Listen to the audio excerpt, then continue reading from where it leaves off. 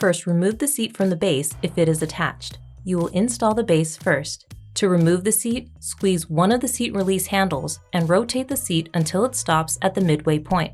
Find the seat removal tool at the end of the harness adjuster strap. Insert it into the seat lock release opening on the base until you hear a click.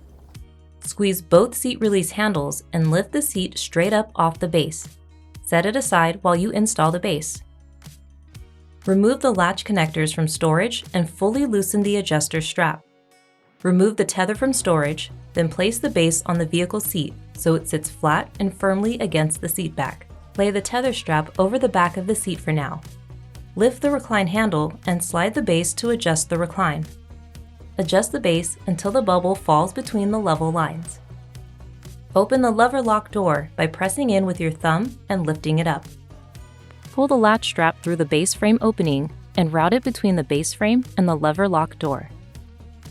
Attach both latch connectors to the vehicle's lower anchors. Make sure the latch strap lies flat over the belt guides on both sides of the base before tightening.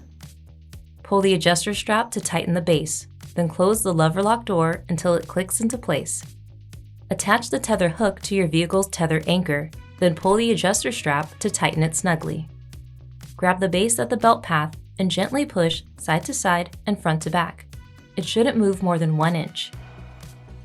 To place the seat, hold the seat so it's facing you, then lower it straight down onto the base.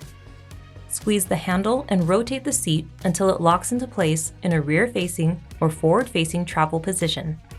Make sure the vehicle headrest is not pushing the seat forward. Never drive with the seat in the unlocked position, even if it's unoccupied.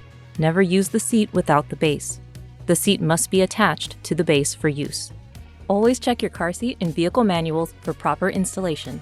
If you have questions, consult a certified child passenger safety technician.